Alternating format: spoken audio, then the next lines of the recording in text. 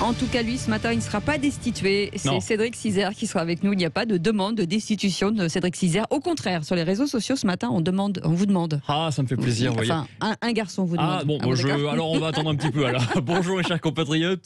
Bonjour, Cédric. Ça va bien? Oui, en forme, très en forme. Alors, je sais que vous êtes de grands sportifs tous les deux. Oui, Cécile, je surtout sais Patrick. Ben oui, mais surtout vous, je sais que vous êtes une grande passionnée de course. Absolument. De course chez Leclerc, hein, bien sûr. Entre autres. Entre autres. Alors, je sais qu'avec le sport, vous vous êtes construit un physique de rêve. C'est ça. Alors que moi, sans sport, je me suis Bien sûr. construit un physique de cauchemar. Avez-vous vu que les JO resteront les JO 2020? Est-ce que vous avez fait du sport? Ouais. Non, justement, Ah oui, je ne fais pas de sport. d'accord. C'est pour ça que j'ai un physique de cauchemar. Non, mais il assume.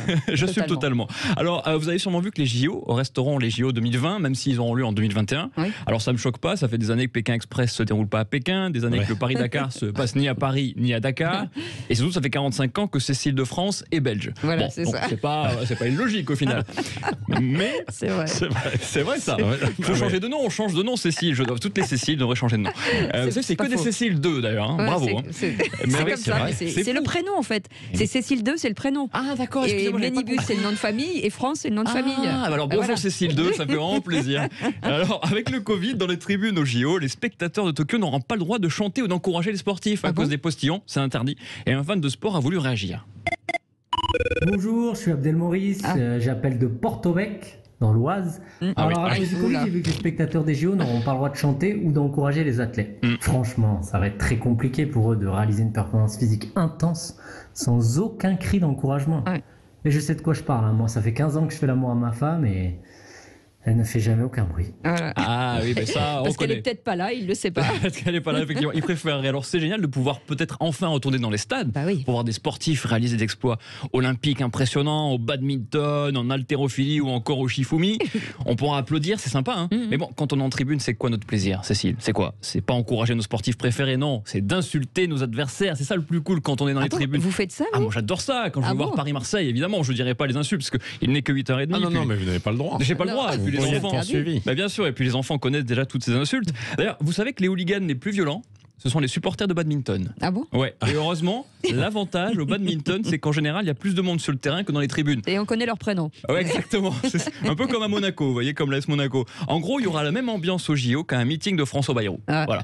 Le président du Modem qui a fait le buzz hier en déclarant que quand on gagne 4 000 euros par mois, on fait partie de la classe moyenne. Tout le monde en parle, vous allez sûrement en parler. On sait que Bayrou est politiquement au centre. Ben là, oui, il est au centre des critiques. Là, ça n'arrête plus. Là, le vice-président de son parti a tenu à le défendre.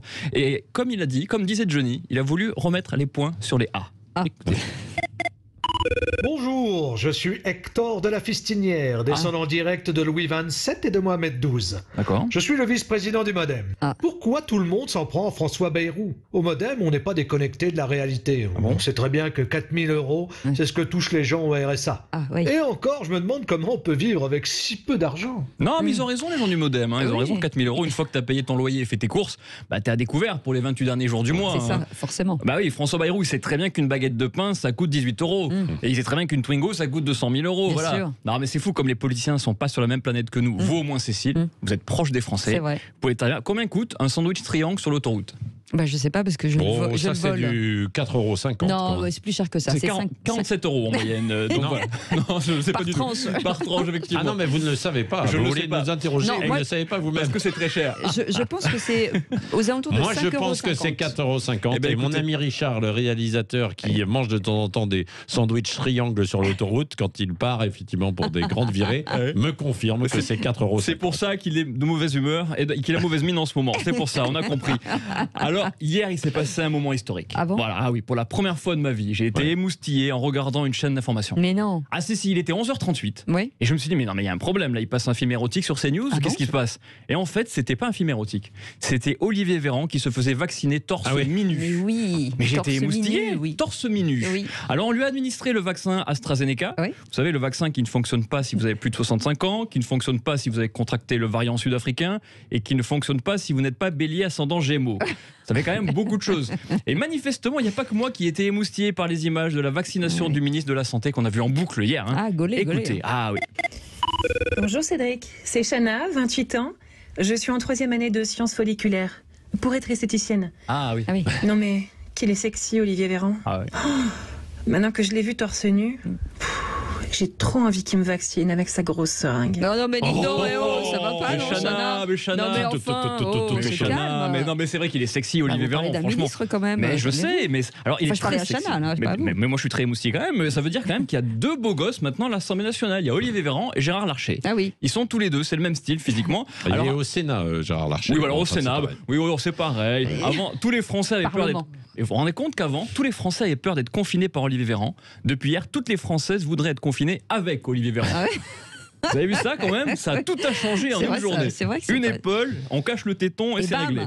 Alors, mais j'avais jamais vu. Vous voyez ce qu'il vous reste à faire, Patrick Rocher. Alors, j'ai jamais vu un biceps gauche aussi sexy depuis que je vous ai vu, Patrick, vous, en Marseille, sur la piste de danse de la poutre apparente à la queue en brie. Vous étiez pareil. Bon, vous avez remarqué, Véran, il a contracté le biceps toute la séquence, comme par hasard. On fait tout ça. Il a des crampes ce matin. Vous avez vu? Regardez les images, il contracte, il fait exprès, il sait qu'il est filmé. Bon, on fait tous pareil que lui. Moi, quand je suis à la plage et que je passe devant des belles filles, je contracte mon abdos. Voilà, je contracte et ça marche très très bien. Alors maintenant, tous les Français attendent que le gouvernement entier se fasse vacciner à la télé. Moi, j'attends de voir Roselyne Bachelot torse mi-nu en direct sur CNews. Mais tous les auditeurs m'ont posé cette question et je l'ai posée au ministre. Quand est-ce que Jean Castex va se faire vacciner à la télévision? Et il a répondu? Et bien sûr, il nous répond en exclusivité. Incroyable. Eh oui.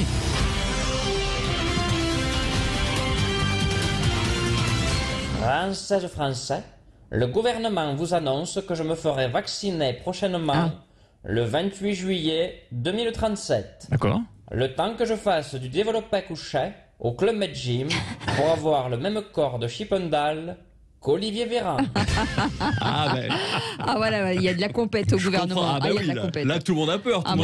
S'il s'y met, il pourra le faire dans quelques mois. Vous croyez quelques mois? Moi, je croyais que c'était quelques années. Mais il suffit de faire que le bras gauche. C'est pas compliqué. Je ne sais pas s'il y a une salle de sport à Matignon. Non. Il y en avait une à l'Assemblée nationale. Il y en avait une précédemment, puisque donc Édouard Philippe faisait de la boxe. C'est vrai. Il faisait de la boxe en fait là-bas, et je crois que Manuel Valls aussi fait aussi. C'est vrai. Du sport. Regardez la boxe, oui. Et regardez sur les réseaux sociaux, du coup, il y a des images de Olivier Véran sur Instagram qui fait de la muscu et tout le monde comprend pourquoi il est musclé comme ça. Donc c'est d'accord. Il y a eu beaucoup d'entraînement. C'était le point sexy du matin. Oui, c'est l'humour, c'est du décalé. Merci. Je vous en prie. Non, c'est pas de l'humour. Il s'est vraiment mis à moitié nu, du torse. Torse mi-nu, ça lui va très bien. On devrait présenter l'émission Torse mi-nu.